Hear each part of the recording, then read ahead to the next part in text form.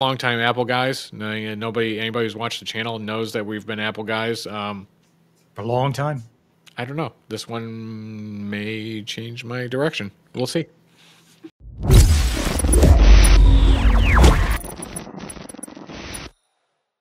Welcome back to Tech Dudes Weekly. We are in video 2, I think, of a series. We previously posted one about the Apple introduction of the M4 iPad Pro, and now we are swinging over to the next big news in the market is Microsoft making a splash with their partner Qualcomm for Windows on ARM. So what we're going to do today is kind of go through a couple things. What is Windows on ARM? Why is it a big deal? How does that impacting some of the hardware development coming out? And then we will also jump into some of the offerings that we're seeing from Microsoft, some of the new marketing terms, hence Copilot Plus. And what does that mean? And then obviously some third-party OEMs beyond Microsoft's offering of the Surface line. So with that said, let's just discuss real quick. So Windows on ARM. Qualcomm has come out with a new processor called the Snapdragon Elite. Before we go down that, let's do a little bit of a history because this Sure. isn't Windows' first iteration of ARM. No. Back in October, I think it was 26th of 2012, everybody remembers when that was when Windows 8 came out, but also Microsoft introduced a Windows Surface RT. I won't tell you what the RT stood for in my personal opinion, but this was our first foray into it. And it was Windows, I think he said it was Windows S, which means you could only run applications from the Windows Store or the Microsoft Store. Well, we all know how that worked out because those devices, hardly anybody remembers them anymore. What is it? Almost, 12 years ago is when those were out? I think it was. Yeah, I would say so. And there was a lot of hype around it, but there was no adoption of it. Microsoft didn't do anything different but try to put Windows on ARM. Now, fast forward to today, I think we've got a true player in the market now. So sorry for interrupting.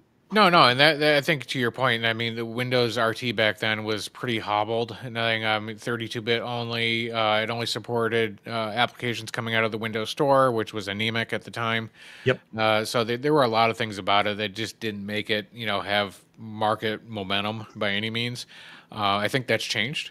Qualcomm's come out with a hell of a processor, the Snapdragon Elite, and you know what? Let me bring up a share. So this is their Snapdragon Elite processor that is introduced as of the 20th, and I think so 2 days ago. It'll make general debut, I think, on June 18th is when a lot of the hardware is being released, including developer edition from Snapdragon itself, from Qualcomm rather. But there's a couple iterations of the processor. We don't need to go through all those. I mean, they're just speeds and feeds, pretty inconsequential to 99% of the people out there that'll use it, other than, hey, this is fast. What you will see is the difference is the Snapdragon Plus versus the Elite. The Plus is going to be the baseline laptops. Microsoft did this with their laptop Surface and their Surface Pro. The Plus edition, again, entry level, again, $999, great, entry level for a Pro. The cool thing is that you won't see anything coming out below 16 gigs of RAM. So, that has become the new standard. So thank God somebody finally said 8 gigs of RAM in 2024 is not appropriate, Apple. Anyway, we don't want to go through that one too much. But 16 gigs RAM is the baseline. Some of these scale up to 64 gigs depending on what you're buying. So they're highly scalable for a mobile computer. The cool thing is they consume next to no power whatsoever to get a lot of performance out of these. So you are going to see all-day battery life. He should see all-day battery life. I have yet to hold one in my hands and try it. But all-day battery life is on the table. They're saying 14 hours for the Surface. That's video consumption, and 20 hours for the Surface laptop.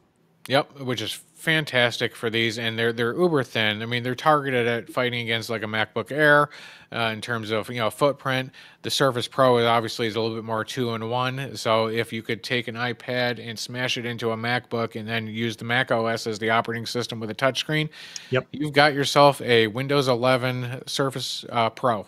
And there's little things about it too, I think, that make it even more interesting that they did with some of the accessories. Better than the Magic Keyboard, if my personal And opinion. better than the pencil too. So Yeah, yeah, agreed. Nothing. So anyway, couple iterations of this Elite processor. I think it's very cool, and I think you're going to see again great performance with a low consumption of power. To the long story short, there. The cool thing is that in Windows on ARM, so this is a new version of Windows. yep, It's still Windows 11. It's not going to look any different or have any use functionality for the end user, but it is doing a translation layer. So older x86 platform will still work perfectly fine on it. There's a translation layer. It does take a little bit of performance hit, probably not noticeable from what we're reading about anyway. We'll test that, definitely with some of the, better programs out there that'll stress that. But if it does half as well as Apple did when they did the same thing with Rosetta, yeah, then, this should be flawless. So I think yeah. Microsoft really tried to hit the mark here and do it right. Their translation layer is called Prism, if I remember correctly. Yep, that's right. And So to this point, I think it's you brought up one point on here with regards to the developer hardware. Microsoft didn't do that on the RT. no. I think they took a page out of Apple's book and really thought this through because Apple did it very, very well. I can't fault Apple for what they did in that cutover from x86 until to the ARM processor. Microsoft learned a lesson on that one. And I think they're going to do it here. They're releasing the developer kit on the same day that all the other hardware is available. I think they should have released it earlier, but we'll see. Yeah, that one, yeah, that might even warrant its own video. Is that a competitor for a Mac Mini too? Oh No, yeah, but yeah. we'll It's have a to. slick little machine. Yeah, we'll table that one for now because we could head down that rabbit hole easy.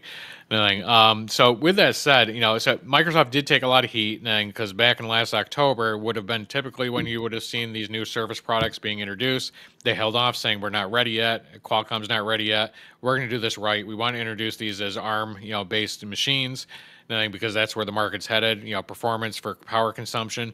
Nothing, and they held off where the Surface Pro 10 would have normally introduced last October to introduce them midsummer now. June 18th is when a lot of this is going to be released. You can pre-order today. Nothing, but let's bring up a picture. So here's the new Surface Pro. It looks just like the old Surface Pro. There's not a lot of changes on the outside. I don't think that's a bad thing. It was a great device to begin with. There's no reason to iterate on it. They did change a couple of accessories, so there is a new keyboard called the Flex keyboard. Still a magnetically attached one with the pogo pins to surface power from it. It has the little hidden compartment from the signature keyboard for the thin pencil, which is really cool. It tucks it in there really nicely when it's closed, hence you can't knock it off the tablet. Apple. Now, go watch our other video if you have questions on that one. Yeah. Now, the other cool thing about it, now it is expensive. I'll have it $350 for the keyboard, another $100 for the pencil itself. Still in line with the Magic Keyboard. Now, but if you pull this keyboard off, it connects via Bluetooth immediately. Has its own batteries in it, its own circuitry, and you can use it separated from the device itself. And it even allows you to prop it up at like a 5 to 10 degree angle. Very cool for ergonomics. Ergonomics? How do you say that? Ergonomics. Ergonomics. Yep. Sorry about that. English is a 15th language. Well, that's just funny. Now hiring from PetSmart, knowing my son just applied to PetSmart, knowing so hence I guess I got a cookie, and, and not the good kind of cookie. But Nope. anyway, Doggy sorry, off Squirrel. trend, off topic. Yeah, squirrel. Nothing. So anyway, the Surface Pro. I think they did a great job of it. Nothing. It does start at $999. That comes with the Plus processor. Most people wouldn't notice the difference there, but it still has 16 No. gigs of RAM. And the other thing to note is 256 is the baseline storage offering. So no more 128. Thank you. Nothing. So 256, 16 gigs of RAM. It's an LCD screen with the Plus processor at $999. That's a great offering. You do not need to buy the new keyboard at $350. You can utilize an old keyboard. So if you have an old Surface Pro, pop the keyboard on it. Perfectly This was a fine. win. Even their failed Surface Pro X or whatever it was called, you can use that premium keyboard off of it. It's almost, I would say their ecosystem is about 90% backwards compatible with, or forward compatible with the new version. Yep. Yeah, I Hats think off. that's a huge, huge thing right now. You're not alienating current users. No, not at all. Nothing. And you know, and you can still get a entry one at like 129, 139, depending on price. Nothing. If you have a friend that you know can get some discounts elsewhere, now you became sim. I've seen them as low as 79. Yeah. So you can get into another keyboard for the Surface Pro, relatively, I wouldn't say inexpensive, but you know, palatable. Nothing. If you don't want that, you can go to a regular laptop. They did make a Surface laptop. Again, very similar in designs. They have an entry level with the Plus. They have ones that go up higher. If you do go with the Pro lines, though, the Elite processors, you are going to get an OLED screen. Nothing. So again, hats off. That should be very nice, pretty. Nothing. And they do support, two USB-C version 4 on the side. Plus, it still has the Microsoft dock adapter. Nothing for if you have a dock. Nothing as well. Thunderbolt. You know, again, it's like MagSafe. It pops right on. Very Yep. cool. Nothing. And then you know, I don't want to shortchange these at all, but there are a lot of third-party laptops that are going to be worth looking at. Yeah. This one features the OmniBook. I don't know. Yeah, not a huge. I'm not huge on the OmniBook X. I mean, why are we playing the X thing? But it looks like an Elite book. Yeah, yeah. I mean, yeah. If you anybody who works for any company that's probably sending out an Elite book now, is more of the same. Again, all day battery life though. ARM. Hey. Um, Yeah. the Lenovo, I think, made a very compelling, real super thin. It The was Yoga. Yoga 7i, I think it's called. Yeah, that's your Um, two in one. Yeah, there are some very interesting offerings from Acer and Asus, nothing as well, and super thin laptops because you can. Nothing have a nice footprint, doesn't generate as much heat because it's not pulling as much power. Nothing. So yeah, there's going to be some very interesting third party stuff coming in, and I've seen them range anywhere from 799 on up. Obviously, are these gaming laptops? No, Ooh. they're not gaming laptops, but they are workforces with you know a lot of the AI stuff we're seeing coming out. So Well, it's with got that, future external expandability. You can put an eGPU on this since you've got Thunderbolt 4. absolutely no reason you couldn't. The Nothing. one thing I want to see from Dell, though, I saw their listings. The what is it? The XPS and the Inspiron.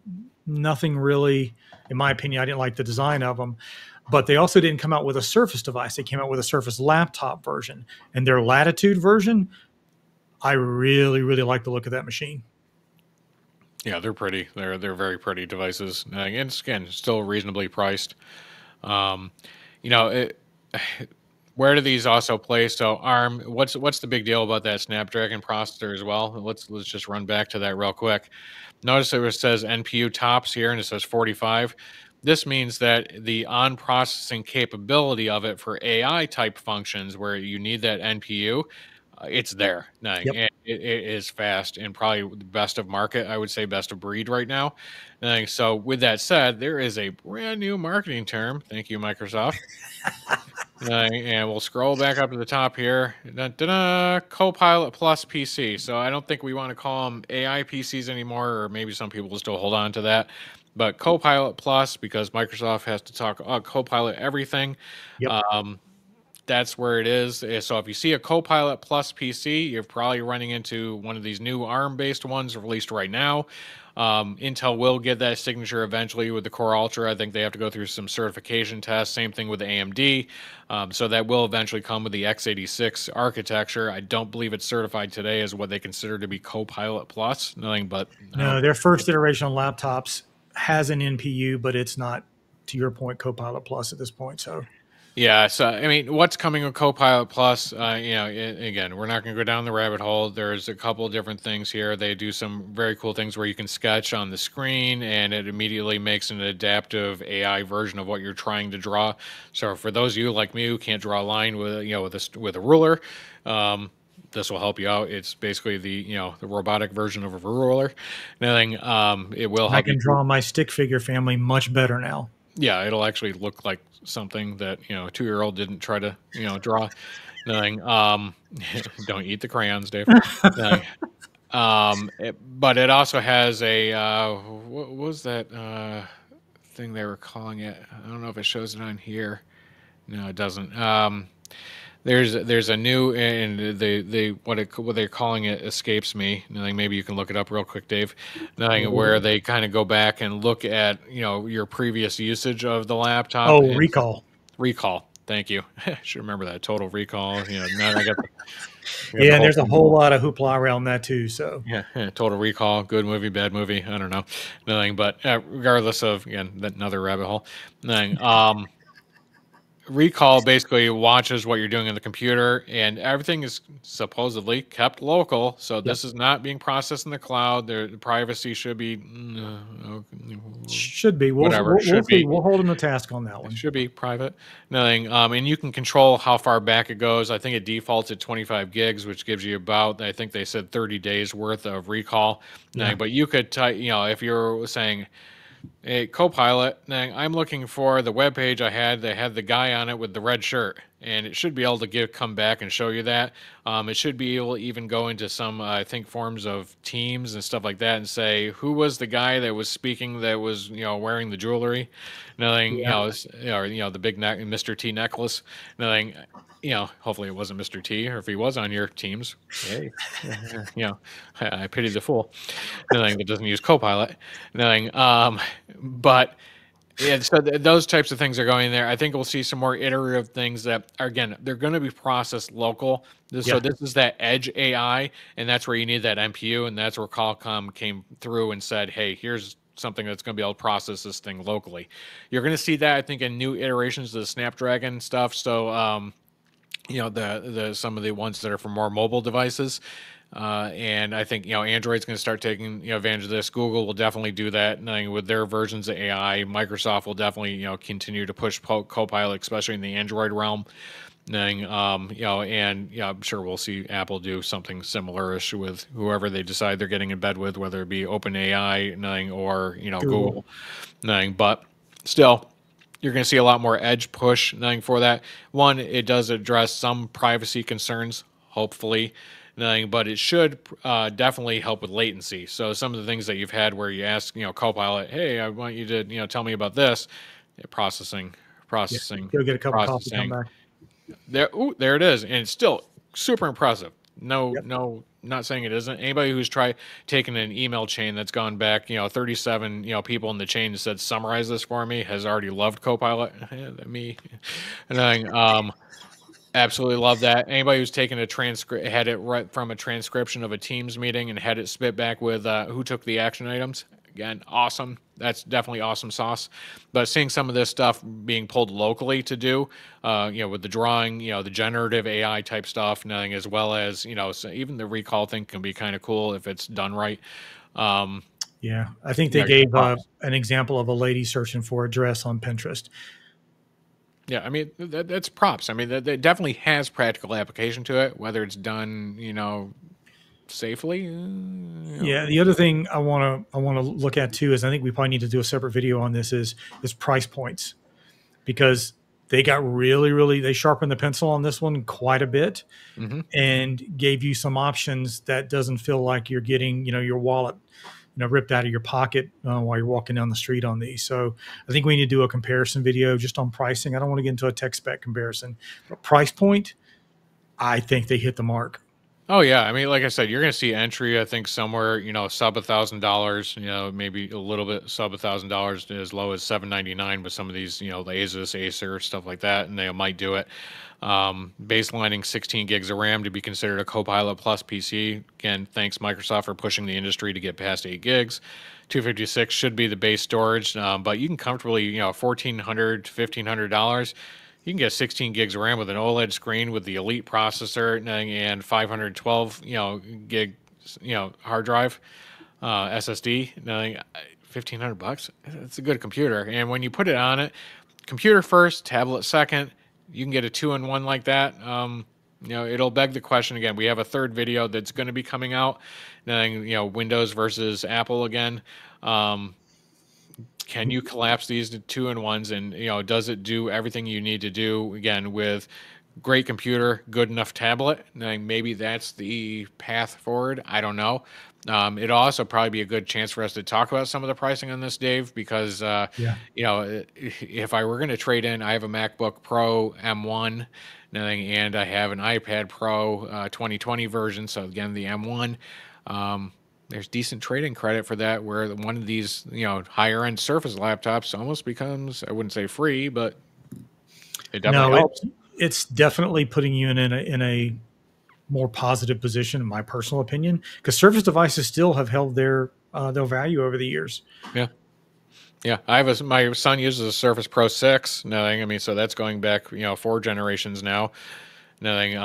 And he uses that comfortably at the university. Nothing. And he loves it. He absolutely loves it. And the battery still works Yep. relatively well for I don't even know how old that thing is. It's got to be going 5, 6 years now. Nothing. Great device. It's running Windows 11. No issues. Nothing. I think it's a 10th generation Intel processor, if I remember right. Yeah, for Maybe. everything he's doing, it's perfect, and I Yeah. think that's where the mark has been hit on this one. So, I think Yeah. the line's been drawn in the sand, and now Apple's got to play catch up. Yeah, I think so too. And this is an exciting time for the offering. Again, if you're interested in it, Best Buy has them all over their site. You can obviously go to Microsoft. Yeah, I think we need to get the overnight high-rise briefs off the screen. Knowing, what we do that, and what, maybe yeah, who knew that our faces might be more palatable to have on the screen than advertising. No, Oh God. I would edit that out, but it's almost too funny. Yeah. I think we'll just leave that bad boy in there. Nothing. Again, you can go to Best Buy, you can go to Microsoft, you can go to a lot of different places now and find these laptops. Again, they're offered pre-order today. June 18th looks like when they're going to be shipping, or you'll have it in your hands if you have it shipped straight to store. Um, I'm hoping to get my hands on one. Maybe it's a good time for us to do another unboxing video for the channel. Nothing if we get one of these, nothing, and Dave and I can get together and throw up a few cameras and see what we see. But again, comment. What are your thoughts? Are you excited about Windows on ARM? Don't care. How do I get my hands on one of these relatively quickly for a good price? I would love to hear from you in the comments. Again, we will follow up this with the next video, which will be more of an Apple versus Windows discussion again. We always love to see those because it fires people up in the comment. Oh Nothing. yeah. But those are always fun, and we're longtime Apple guys. Anybody who's watched the channel knows that we've been Apple guys. For a long time. I don't know. This one may change my direction. We'll see. Yep, I agree. Let us know in the comments because I know that's going to be an interesting piece of it. And you can see Yeah. my dog in the background; he's trying to make his debut. And, Um, maybe you can get your dog to subscribe, and if you haven't already, please subscribe to the channel. No. yes. Thanks, Right. everybody.